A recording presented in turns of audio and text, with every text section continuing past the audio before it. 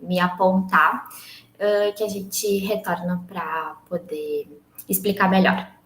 Então, a minha dissertação de mestrado tem como título Comparação entre eletrocoagulação e coagulação química como alternativa para o tratamento de água de lavagem de filtro, visando seu reciclo em estações de tratamento de água.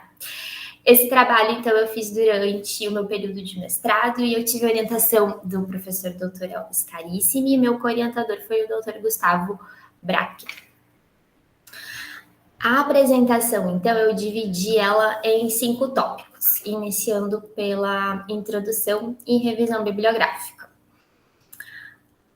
Bom, as estações de tratamento de água, assim como quaisquer outras atividades que são realizadas pelo homem, acabam gerando resíduos. E nas estações de tratamento de água, nós temos resíduos, então, que são gerados nos processos, como nos decantadores e nos filtros, por meio da lavagem dos filtros, e também nós temos todos os resíduos que são formados pelas atividades administrativas e também de sacarias e de produtos químicos. De acordo com o IBGE, 52% das estações de tratamento de água acabam descartando os seus resíduos em corpos hídricos sem que haja nenhum tipo de tratamento prévio. Então, acaba acontecendo que os resíduos das estações entram nos cursos hídricos, nos mananciais, e esses mananciais são os mesmos que depois são utilizados para captação de água e ingressam novamente nas estações para tratamento. Os sistemas de tratamento de água, eles são compostos, então, por processos unitários, que formam barreiras sucessivas para o tratamento de água e possibilitam, então, que essa água que é retirada do manancial, ela se torne potável e apropriada para o consumo humano. Aqui no Brasil, nós temos a portaria do Ministério da Saúde, que estabelece as condições químicas, físicas, microbiológicas e organolépticas para que uma água seja considerada potável. E o tratamento, as tecnologias de tratamento que são aplicadas, elas dependem da característica do manancial em que essa água está sendo captada. E essa característica do manancial, ela depende das questões geológicas da região, questões climáticas e também antrópicas. Então, conforme for a característica bruta dessa água, nós vamos ter diferentes técnicas que vão ser apresentadas, que vão ser aplicadas, e essas técnicas elas vão ser mais ou menos restritivas conforme a qualidade da água bruta e a eficiência de tratamento que eu desejo. Agora, especificamente sobre os resíduos que são gerados nas estações, nós temos que eles variam conforme o tipo de processo que é aplicado. Depende da mecanização, da automação dos processos, da quantidade dos produtos químicos que são utilizados e da quantidade da água tratada. E aí nós temos resíduos gerados nos decantadores e flotadores, que são a maior quantidade de resíduos gerados são nesses dois processos, nos decantadores e flotadores, onde a gente tem uma alta concentração de sólidos, e nos filtros nós temos a maior geração de resíduo em volume, que aí seria em volume de água. A filtração em si, então, é o principal processo aí que a gente vai estar trabalhando nessa dissertação, na verdade, não com a filtração, mas sim com o resíduo gerado da lavagem do filtro. E a filtração, ela é a última barreira física no tratamento da água. E ela ocorre, então, pela passagem da água pelo material granular existente no filtro. E aí, a partir do momento que a água passa por esse material granular, ocorrem os mecanismos de transporte, que promovem, então, a remoção das partículas que ainda estão em suspensão na água por meio de processos físicos e hidráulicos, e nós também temos a fixação, que é quando as partículas que já estão dentro desse meio granular, elas têm forças de atração e hidratação que captam outras partículas que estão passando pelo meio filtrante, também fazendo a remoção dos sólidos que ainda estão em suspensão. E durante a filtração, nós temos que ela ocorre em 2 etapas, que é o processo de filtração em si, E também o processo da retrolavagem, que é a passagem, é a limpeza do meu meio filtrante. Então, chega num certo período da filtração que o filtro colmata, ele não tem mais capacidade de reter sólidos, e aí é necessário fazer esse processo de retrolavagem. Então, na retrolavagem, nós temos a passagem da água, de água já limpa, já tratada, no fluxo contrário ao fluxo de filtração. Essa passagem da água pelo fluxo contrário vai fazer com que haja a fluidização do leito filtrante, e essa fluidização, esse movimento das partículas ali no meio, vai através de forças de atrito e forças de arrasto, promover a limpeza dos vazios. E essa retrolavagem, ela depende muito de cada estação, do processo operacional dessa estação, podendo variar aí de 5, 6, 10 até 25 minutos o processo. E dessa retrolavagem, então, é gerada a água de lavagem de filtro. Essa água de lavagem de filtro, ela precisa ter alguma forma de destinação. Então, o que a gente observou na literatura é que diversos autores trazem, então, que é feita o descarte da água de lavagem de filtro.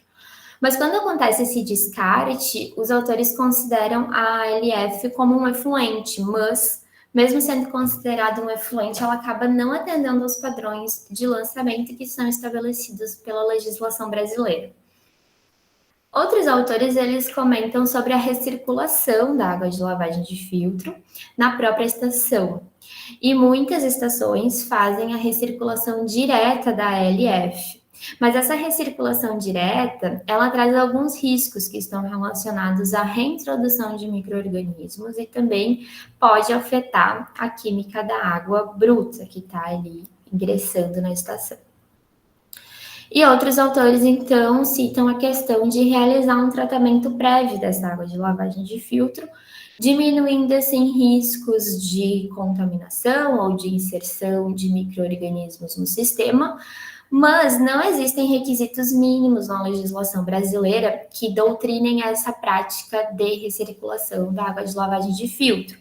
Nós temos algumas diretrizes da Agência de Proteção Ambiental dos Estados Unidos, que estabelece alguns critérios, mas na legislação brasileira nós não temos requisitos mínimos. Durante essa revisão bibliográfica, então, nós pesquisamos diversos autores que trataram sobre a água de lavagem de filtro e a gente pôde observar uma grande quantidade de trabalhos que se relacionam o tratamento da água de lavagem de filtro com o processo de coagulação e floculação da água, e apenas 2 trabalhos que utilizaram a eletrocoagulação como tratamento. E aqui, então, eu quero explicar para vocês um pouquinho sobre o processo de coagulação e de eletro, que são os processos que foram estudados na minha dissertação. Então, a água, a maioria da água que está ali no meio natural, ela tem partículas coloidais em suspensão, que são formadas pelos materiais existentes no manancial. Essas partículas, elas normalmente têm carga elétrica negativa e forma-se nela, ao redor dela, uma camada de íons contrários.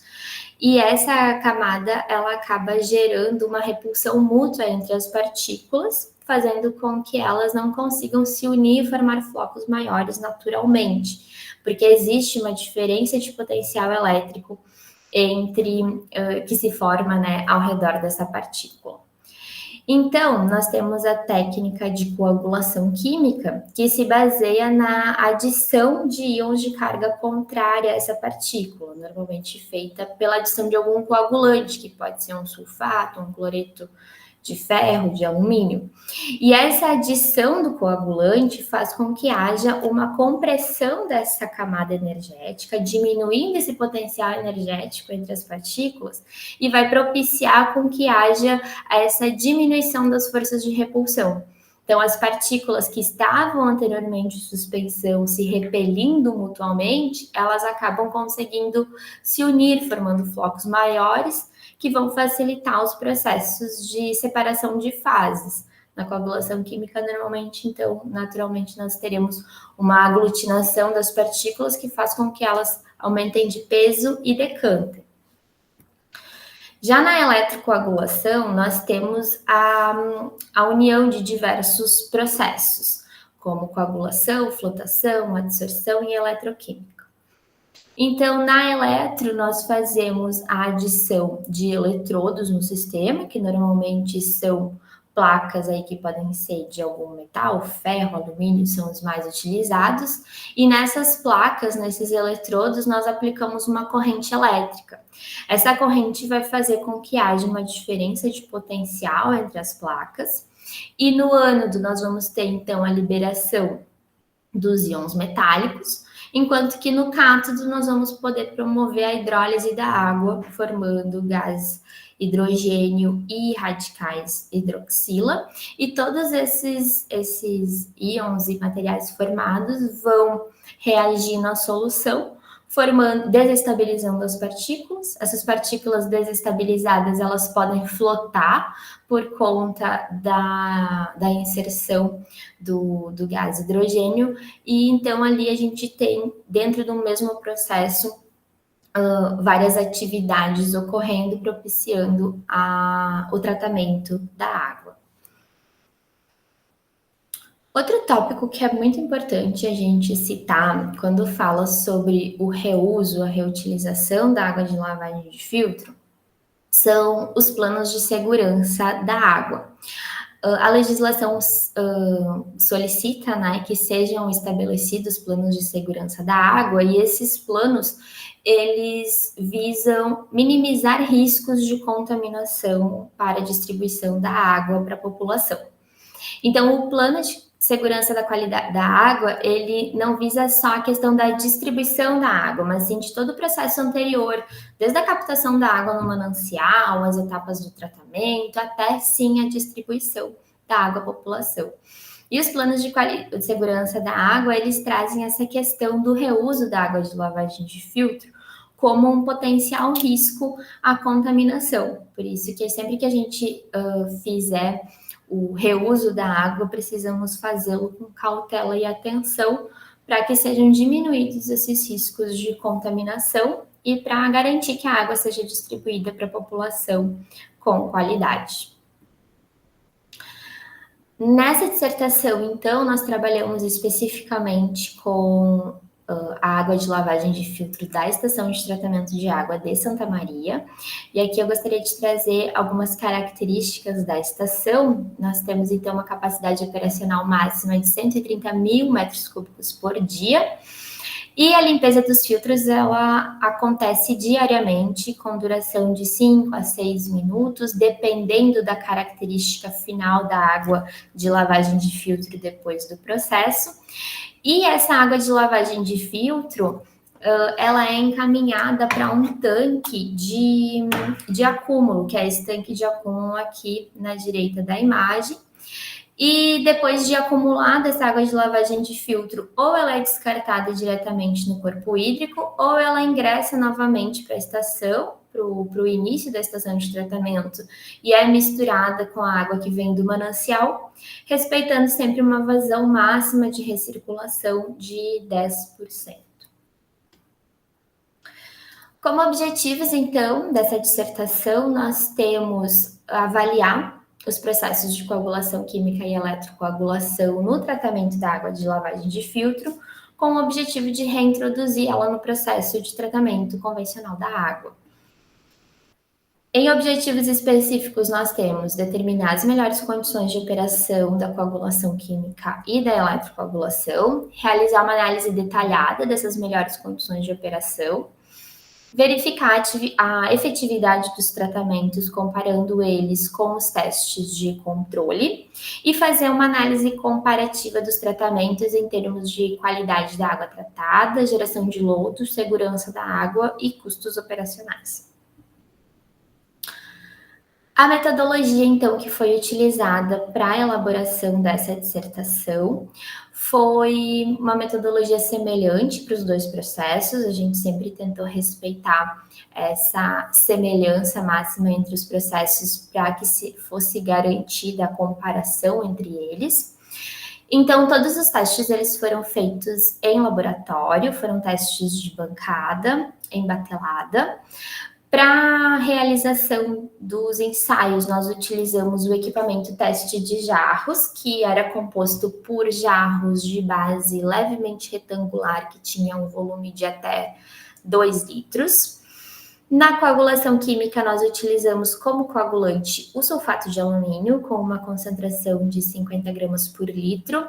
E esse sulfato de alumínio, então, ele foi dosado nos jarros conforme a concentração final de sulfato que nós desejávamos para cada experimento. E na eletrocoagulação, nós também utilizamos o mesmo teste de jarros, nós utilizamos eletrodos de alumínio, que foram divididos em 2 conjuntos, que continham 8 eletrodos em cada conjunto. Foi utilizado o arranjo monopolar em paralelo, com uma fonte de alimentação de corrente contínua, e foi mantida uma distância entre os eletrodos de 0,5 centímetros. Aqui, depois então de efetuado o processo de tratamento, a solução ficava num período ali de separação de fases de 15 minutos sempre. Aqui, então, é o equipamento teste de jarros que a gente utilizou. Aqui está a nossa fonte, que alimentava o sistema de eletrocoagulação. E aí, durante cada batelada do experimento, nós conseguíamos rodar até 4 experimentos ao mesmo tempo. Seriam 3 de coagulação química e 1 de eletrocoagulação. E aqui eu trago, então, uma visão mais detalhada ali da montagem das placas de eletrocoagulação. Então, foram usados 2 conjuntos de 8 placas em cada, as ligações eram monopolar em paralelo, e então nós utilizamos um suporte de PVC na parte superior do jarro e um espaçador também de PVC na parte inferior, de modo a manter a distância de 0,5 centímetros entre os eletrodos. Para elaboração, para execução das atividades, nós utilizamos a metodologia de planejamento experimental. E essa metodologia, então, nos permite diminuir o número de experimentos pelas questões do planejamento em si. Então, nós dividimos o estudo em 3 etapas para que fosse melhor explicado. Na primeira etapa do estudo, então, nós fizemos um estudo dos efeitos. Nesse estudo dos efeitos, nós utilizamos um planejamento experimental do tipo fatorial fracionado. Então, o objetivo dessa primeira etapa era verificar quais variáveis independentes tinham o maior efeito no meu tratamento. E aí, como variáveis independentes foram selecionados o pH inicial, dosagem de coagulante, tempo de agitação rápida, a velocidade de agitação rápida, o tempo de agitação lenta e a velocidade de agitação lenta. E essas variáveis independentes, elas foram estudadas em 3 níveis de variação. Na eletrocoagulação, nós também estudamos as mesmas variáveis independentes e nos mesmos níveis de variação. A única diferença que nós tivemos aqui foi que, ao invés de dosagem de coagulante, nós estudamos a corrente elétrica aplicada no sistema, porque a corrente elétrica ela vai corresponder à quantidade de alumínio que vai estar sendo inserido. E nessa primeira etapa, então, como variáveis de resposta, como os parâmetros que foram avaliados, foram remoção de cor, remoção de turbidez, consumo de energia e produção de lodo. Então, o objetivo dessa primeira etapa foi verificar quais daquelas variáveis independentes tinham um efeito mais significativo nesses parâmetros avaliados. E nós consideramos como variáveis independentes significativas aquelas que tiveram 90% de significância. Posteriormente, nós ingressamos na segunda etapa. Essa segunda etapa, ela tinha como objetivo verificar quais daquelas variáveis, verificar as faixas de melhor operação daquelas variáveis independentes identificadas na primeira etapa. Então, foi otimizada a condição experimental para verificar qual que era a melhor condição que me desse maior eficiência. E aí nós avaliamos os mesmos parâmetros da primeira etapa e foram então delimitadas as melhores condições operacionais, que fossem aquelas que tinham 95% de significância. Passamos então para a terceira etapa experimental, que foi uma etapa de aferição do modelo estatístico que foi proposto na etapa 2 e verificação se aquele modelo realmente nos trazia as respostas, se ele estava bem ajustado realmente, e além disso, nós também verificamos mais alguns parâmetros, além daqueles já vistos anteriormente. Então, também foi avaliada a remoção de sólidos, a quantidade de alumínio dissolvido na solução final, carbono orgânico total e carbono total, e também a questão de custos operacionais. A água de lavagem de filtro que foi utilizada nessa dissertação, ela foi coletada então na estação de tratamento de água de Santa Maria. Foram feitas 3 coletas de água de lavagem de filtro, uma para cada etapa experimental. A água de lavagem de filtro ela foi coletada no próprio filtro durante o processo de lavagem e ela foi feita uma amostra composta, então foi coletado em várias. Como a lavagem de filtro nos dá uma característica de água de lavagem de filtro que ela varia ao longo do tempo, então no início do processo de lavagem nós temos uma água de lavagem de filtro com muito mais sujidades do que no final do processo de lavagem, nós fizemos essa amostragem composta. Então, nós coletávamos logo no início da lavagem, na metade do processo e também no final do processo. E, posteriormente, no laboratório, nós fazíamos uma única amostra, então, com alíquotas dessas coletas realizadas. Iniciando, então, agora a etapa dos resultados, começando com os resultados da primeira etapa, que foi a etapa do estudo dos efeitos.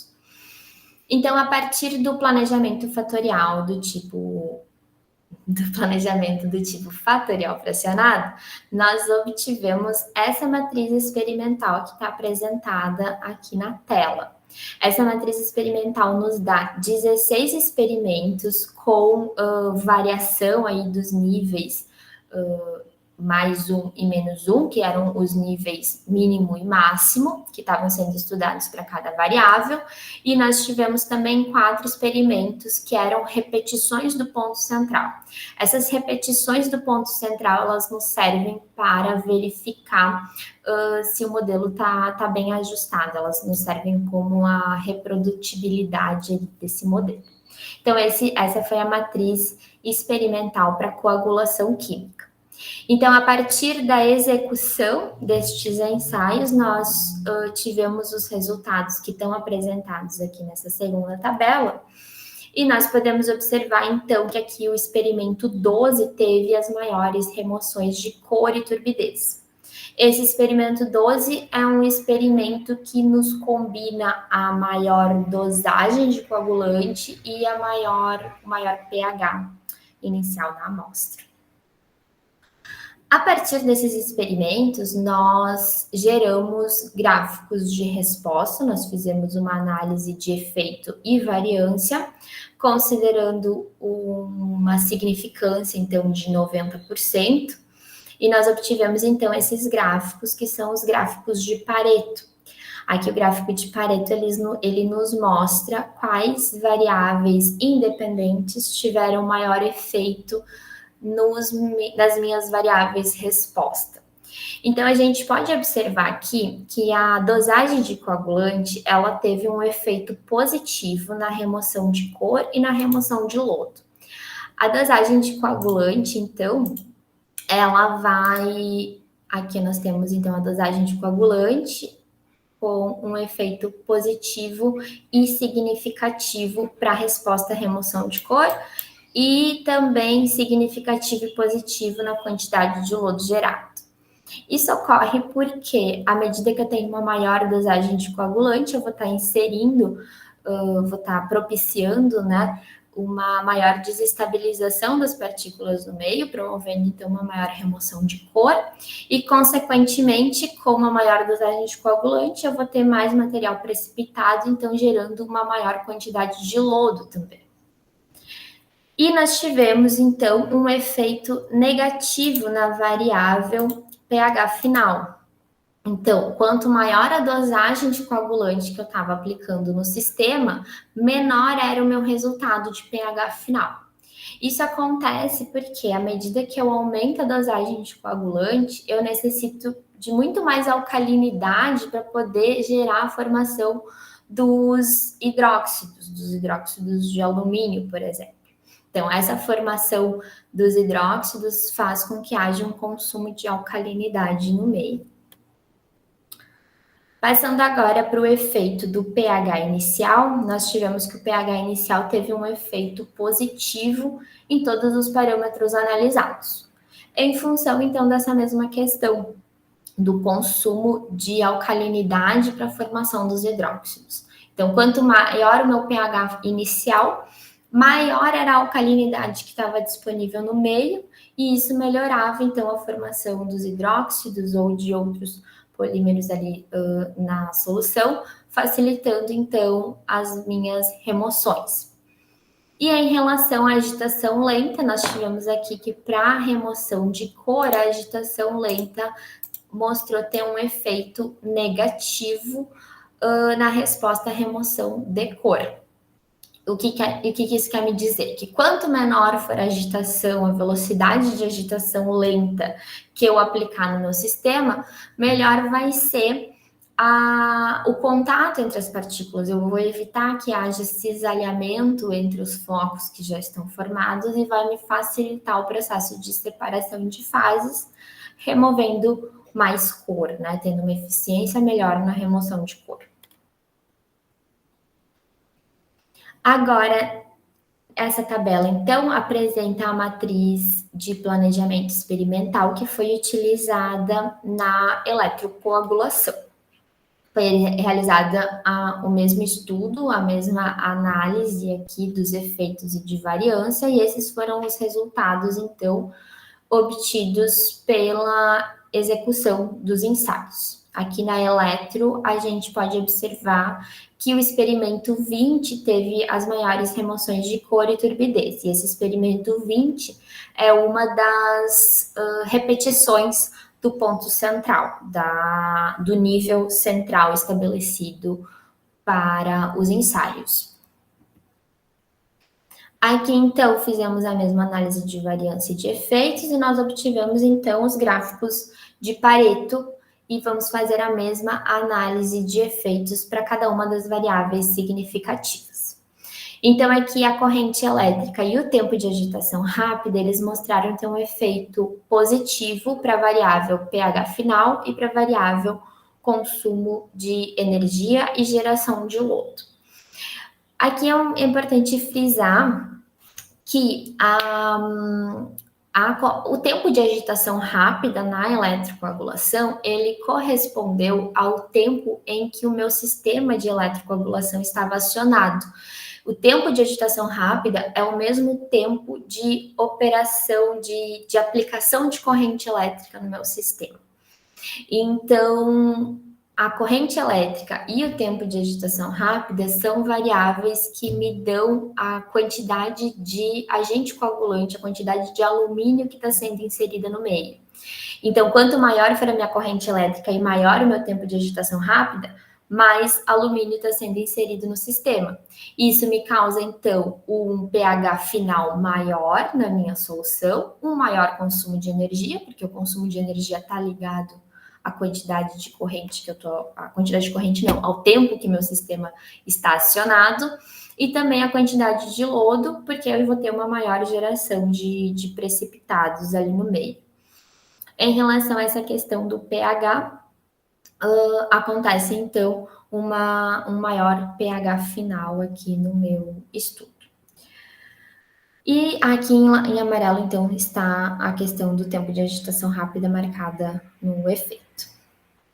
E o tempo de agitação rápida e a corrente elétrica tiveram um efeito negativo na minha variável remoção de turbidez. Isso aqui pode ter ocorrido por conta de uma restabilização das partículas durante o processo, em função de a gente estar aplicando uma maior corrente no sistema. E aí tá também envolvidas questões de fase reativa e passiva da eletrocoagulação. Agora, em relação ao efeito do pH final, o pH inicial, desculpa, o pH inicial ele teve o maior efeito no meu pH final, na remoção de cor e na remoção de turbidez. Isso acontece também por conta da questão de haver uma maior alcalinidade disponível para fazer as reações dentro da eletro, o que me gera também uma melhor resposta de remoção de cor e remoção de turbidez. Mas aqui na questão do pH, nós também tivemos essa questão do efeito da curvatura. Como a gente tinha visto anteriormente no experimento 20, que era uma repetição do ponto central, nas faixas centrais nós já tínhamos uma melhor eficiência de remoção. E o efeito da agitação lenta, ele também foi negativo em relação à remoção de cor, assim como na coagulação química, em função, então, do contato entre as partículas. Eu vou dar um zoom aqui para poder ver que realmente é um efeito negativo na remoção de cor, justificando-se, então, pela mesma questão já apontada na coagulação, que é essa questão do contato entre as partículas, da possibilidade de formação de flocos maiores, e nesse caso aqui os flocos flotaram durante o processo. Agora nós partimos então para os resultados da segunda etapa experimental. Nessa segunda etapa experimental, nós utilizamos uma metodologia de planejamento experimental do tipo delineamento composto central rotacional. E aqui, então, para essa segunda etapa, nós decidimos manter algumas variáveis fixas. E essas variáveis que foram mantidas fixas foram aquelas que ou elas não tiveram um efeito significativo na primeira etapa, ou elas foram ajustadas para melhor operação do sistema. Então, o tempo de agitação rápida foi mantido em 2 minutos. Lembrando que o tempo de agitação rápida é o tempo de aplicação da corrente elétrica na eletrocoagulação. A agitação rápida foi mantida em 100 RPMs, o tempo de agitação lenta de 10 minutos e a agitação lenta foi mantida em 16 RPMs. Como a agitação lenta foi um fator que teve um efeito negativo para a remoção de cor, a gente optou, então, por manter ele nas menores faixas de operação do sistema de teste de jarros, né, que era o sistema de agitação que nós estávamos utilizando. Então, foi mantido nessa faixa menor. E o tempo de agitação rápida foi mantido em 2 minutos, porque como a gente tinha visto lá nos resultados da primeira etapa operacional, na faixa de repetição dos níveis intermediários, nós tivemos uma boa remoção de cor e turbidez na eletro. Isso quer dizer, então, que ali nessa faixa intermediária eu já tinha uma eficiência bem significativa. Por isso que foi mantido, então, em 2 minutos. E para as variáveis que na primeira etapa do estudo se demonstraram ter um efeito significativo, nós fizemos algumas variações nos níveis para estudar mais a fundo o comportamento do tratamento em outras faixas. Então, na coagulação química, como o pH inicial teve um efeito positivo nos meus tratamentos, eu aumentei a faixa de estudo do pH inicial para coagulação química. Então, na primeira etapa, eu estava estudando o pH entre 4 e 8, se eu não me engano. E nessa segunda etapa, então, a gente vai estudar o pH entre 6 e 10, para verificar qual o comportamento do tratamento quando eu aumento mais ainda o meu pH. E a dosagem de coagulante foi estudada também em faixas superiores, entre 4,56 e 280 miligramas por litro. Já na eletrocoagulação, nós mantivemos o pH inicial naquelas faixas, só ampliamos um pouco o estudo. Então, foi estudado na segunda etapa o pH entre 4 e 8 e a corrente elétrica foi diminuída e a corrente inserida. E o estudo foi feito entre 0,06 ampere até 2,10 amperes. Aqui, então, nós temos a apresentação da matriz das condições de experimento, nessa primeira parte aqui da tabela. Nós, então, temos 8 experimentos que variam aleatoriamente os níveis de pH inicial e de dosagem de coagulante, e também 4 repetições do ponto central para verificar a reprodutibilidade do modelo. E esses aqui foram os resultados obtidos. A gente pode observar aqui na coagulação química tivemos 99,7% de remoção de turbidez no experimento 6 e tivemos 93% de remoção de cor no experimento 9. A partir destes resultados que a gente obteve pela aplicação do tratamento, foram geradas modelos de regressão de segunda ordem. Esses modelos de regressão, eles representam o resultado, né, o pH final, remoção de cor e remoção de turbidez e lodo gerado em função do pH inicial e da dosagem de coagulante aplicado. O A representa o pH inicial e o B a dosagem de coagulante. Então, o meu modelo de regressão é uma equação que representa matematicamente os resultados que eu obtive. Para verificar se esses modelos de regressão eles estão bem ajustados aos resultados, nós fizemos uma análise de variância, considerando uma significância de 95%. Então, aqui na análise de variância, para os resultados obtidos, nós temos um R quadrado superior a 85%, demonstra que o modelo que eu obtive está bem ajustado aos meus resultados. E nós temos aqui também um F calculado, que foi maior que o F tabelado. Isso demonstra que o meu modelo, os meus resultados têm uma significância maior, então, de 95%. E está bem ajustado. A partir, então, do modelo das equações de regressão que eu obtive, nós podemos gerar essas superfícies de resposta. Essas superfícies de resposta, elas nos mostram, né, visualmente as faixas de remoção conforme o pH inicial e a dosagem de coagulante nas faixas que foram estudadas. Então, a gente pode observar aqui na coagulação química que o pH final teve um comportamento bem semelhante ao pH inicial da primeira etapa. Quanto menor o pH inicial que eu aplico na solução, menor vai ser o meu pH final. E à medida que eu aumento o pH inicial, eu vou ter faixas maiores de pH final, se a dosagem de coagulante não for muito elevada, em função do consumo de alcalinidade com o aumento da dosagem de coagulante, que é basicamente o mesmo resultado que eu já tinha obtido na primeira etapa, né? Aqui, em relação à remoção de cor e remoção de turbidez, a gente pode observar, então, que quanto maior o pH inicial que eu aplicar e maior a dosagem de coagulante, maior vai ser a minha remoção de cor. O mesmo aqui ocorre na remoção de turbidez. Maior pH inicial e maior dosagem de coagulante, maiores faixas de remoção.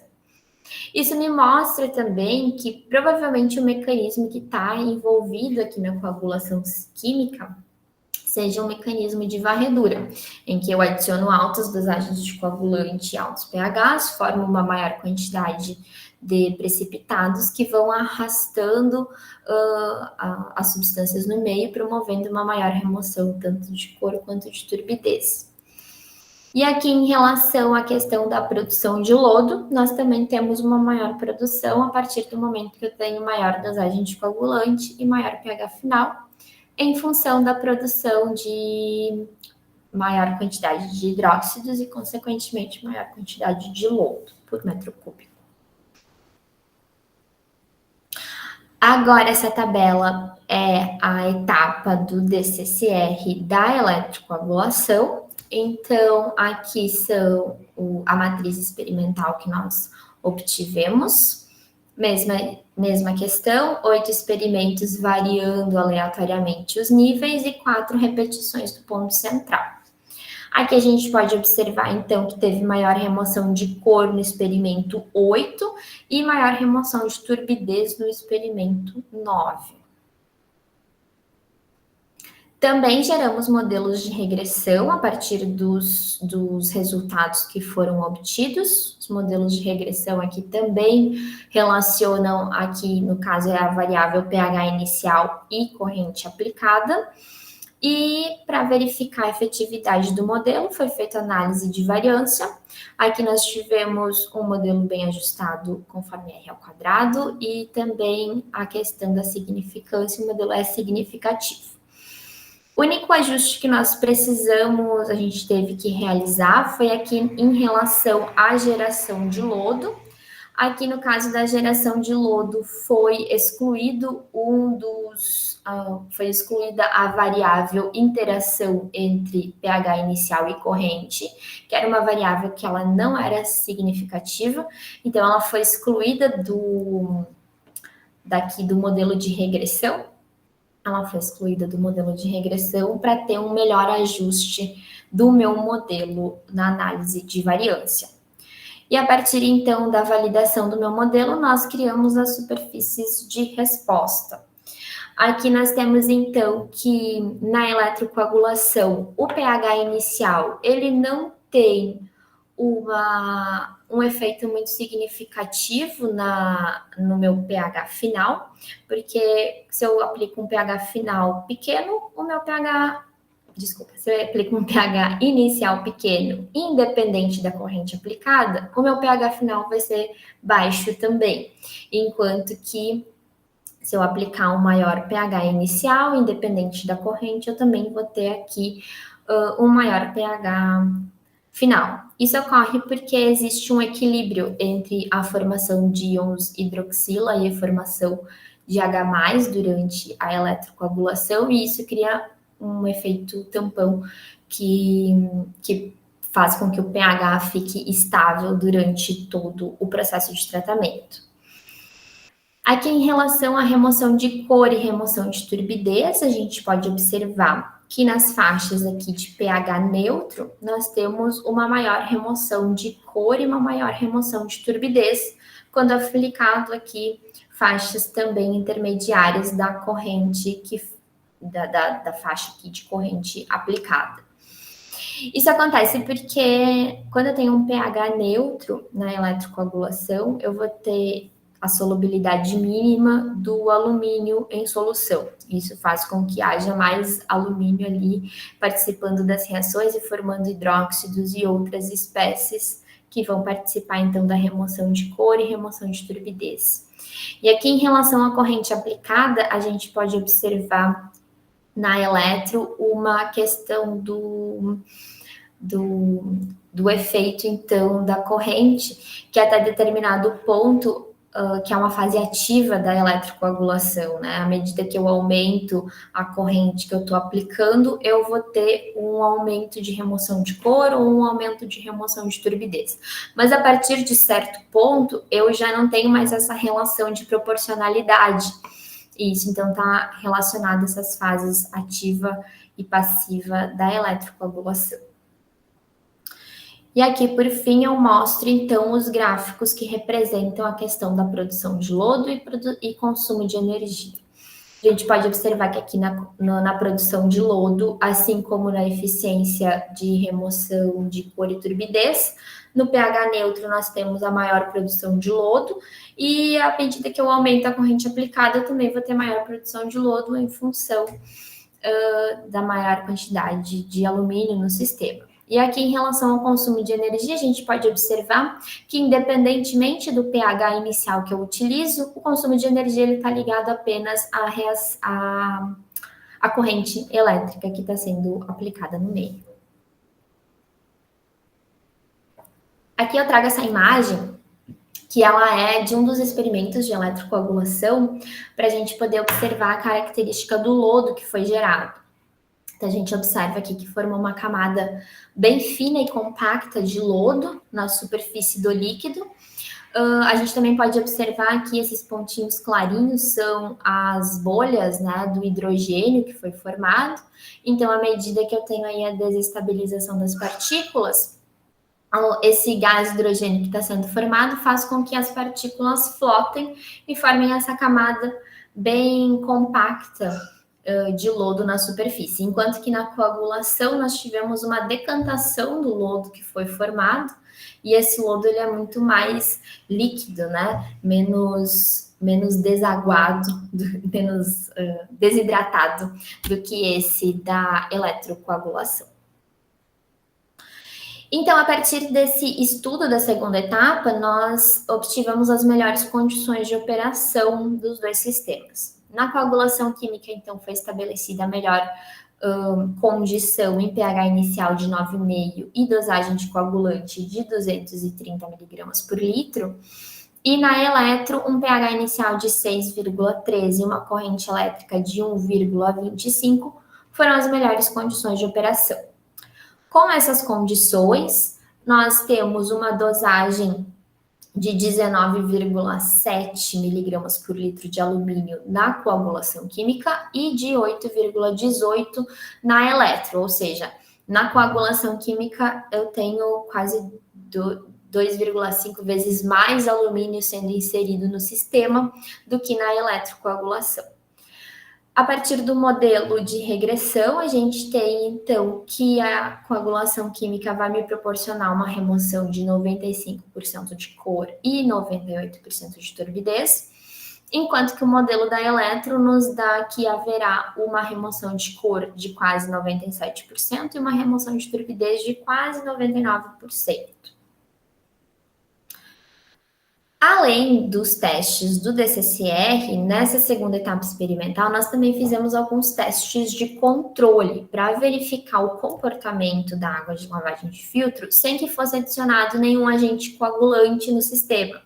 Então, foi repetida a mesma condição experimental, com as mesmas agitações, mas sem a adição de agente coagulante, só fazendo uma alteração do pH inicial. Então, foi feito um experimento aqui com o pH mais ácido, em torno de 4, num pH básico, em torno de 8, e aqui com o pH natural da amostra bruta, né? Nós podemos observar, então, que a gente teve que os brancos, os testes de controle, eles foram menos efetivos do que os testes aplicando o tratamento. E aqui no caso do experimento com o pH básico, a gente chegou em turbidez de 2,37, que foi o melhor resultado. Mas esse melhor resultado aqui, ele não é compatível com o limite que é estabelecido pela Agência de Proteção Ambiental Americana, que estabelece que a turbidez da água ela precisa ser inferior a 2 para que haja a recirculação da água de lavagem de filtro, visando o reuso com segurança.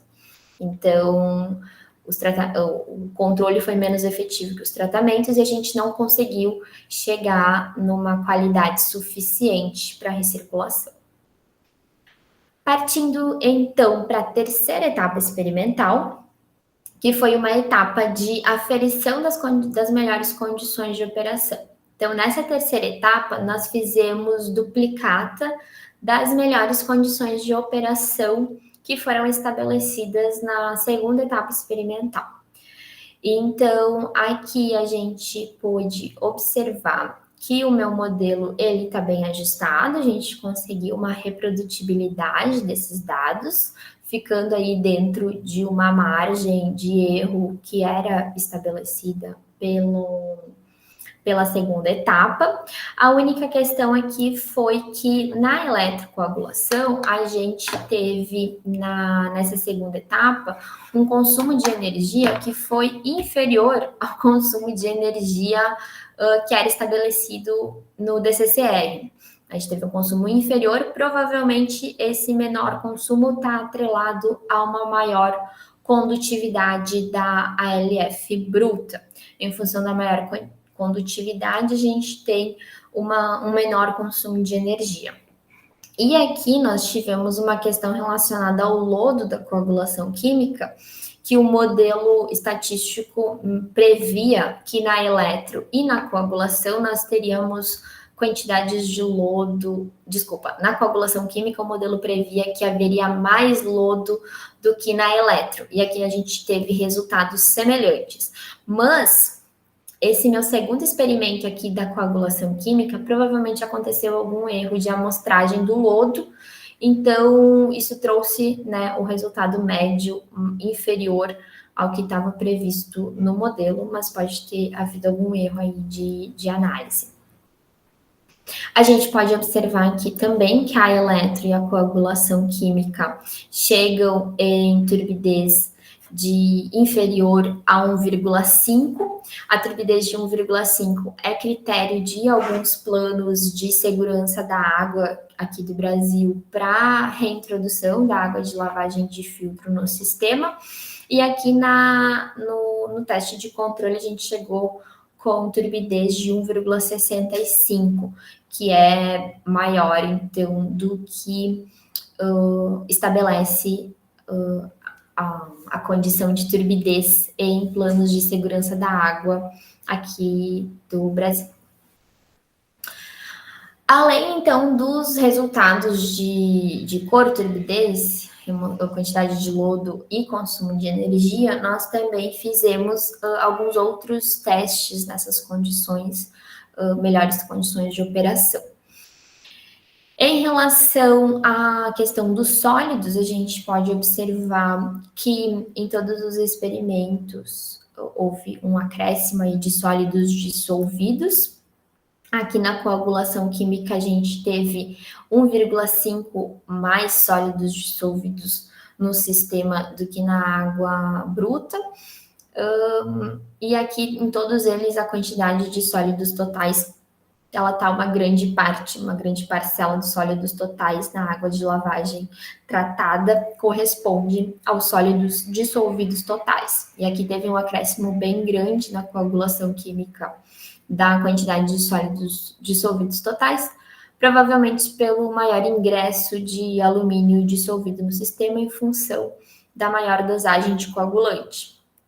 E aqui, em relação aos sólidos suspensos totais, a gente pode observar que em todos os tratamentos realizados, nós tivemos mais de 90% de remoção de sólidos suspensos totais, que é um dos critérios para a recirculação da água de lavagem de filtro. Em relação ao alumínio dissolvido, a gente pode observar que na coagulação química nós tivemos o alumínio dissolvido na água tratada aumentou em 3 vezes aquele da água bruta. Isso acontece pela maior adição do agente coagulante e também provavelmente pelo pH final da solução. A gente tem na solução final, como houve um consumo de alcalinidade, o pH final ficou baixo, e em pHs finais baixos, o alumínio tem maior solubilidade. Então, o alumínio pode ter ficado aí em solução, sendo mais difícil de ser removido. Enquanto que na eletrocoagulação, a gente teve uma remoção de alumínio dissolvido de 66%. E agora, os resultados em relação a carbono, nós tivemos, então, que na coagulação química houve uma maior remoção de carbono total e carbono orgânico total, removendo aí 46% de carbono total, enquanto que na eletro a gente consegue apenas 18% de remoção.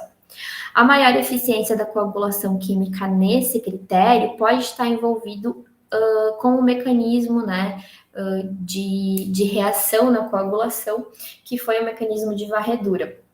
Como a característica da água de lavagem de filtro, ali a presença da matéria orgânica, ela é menos suscetível aos processos de absorção e neutralização que foram envolvidos no mecanismo da eletro, a varredura, então, proporcionou uma melhor remoção de carbono total e de carbono orgânico total.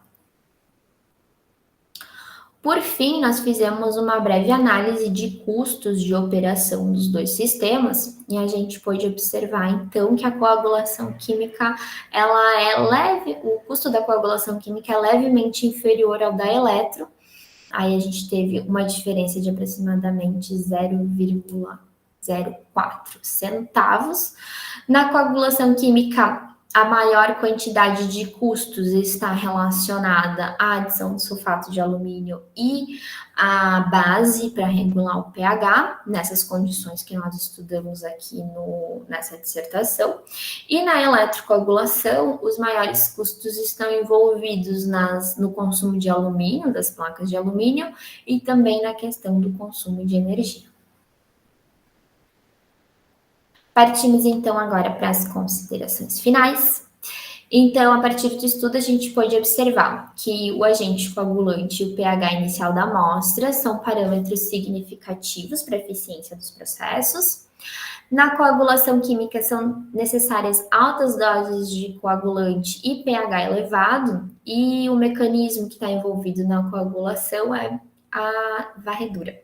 Enquanto que na eletro a gente demanda de menor quantidade de agente coagulante e o pH ele é mais estável durante toda a reação. E aqui o mecanismo que vigora é a adsorção e neutralização. O lodo na eletrocoagulação, ele flotou totalmente, teve aquela característica que vocês puderam observar na imagem, e ele é mais fácil de desidratar e desaguar. A coagulação química ela foi mais efetiva na remoção de carbono total e carbono orgânico total, mas nós tivemos um aumento significativo de sólidos dissolvidos totais e maior concentração de alumínio residual. Essa maior quantidade de sólidos dissolvidos totais, ela pode prejudicar o meu sistema de tratamento a longo prazo, em virtude aí da mistura com a água bruta. E a maior quantidade de alumínio residual também pode prejudicar meu sistema em função de vários processos aí que ocorrem em virtude desse alumínio nas tubulações e também para a saúde da população. Os dois tratamentos, eles atendem aos critérios de recirculação da água de lavagem de filtro que são estabelecidos pelo Plano de Segurança da Água de Santa Maria, da Corsã, e também pela Agência Nacional Americana de Controle Ambiental. E embora que os custos da eletrocoagulação sejam levemente superiores ao da coagulação química, a eletro ela se mostra como uma alternativa vantajosa no tratamento da água em virtude aí da qualidade da água da qualidade da água de lavagem de filtro após o tratamento e por essa estabilidade maior que existe no sistema. Aqui eu trago algumas referências bibliográficas que foram utilizadas para a elaboração dessa apresentação. E deixo aqui meu agradecimento a vocês todos que me acompanharam. Obrigada, professor Elvis, e também para o meu orientador Gustavo, que participaram e que foram super valiosos aí nos retornos e na elaboração do trabalho. Muito obrigada. Agradeço a CAPES, a CNPq, pela bolsa, por todo o suporte também que foi dado.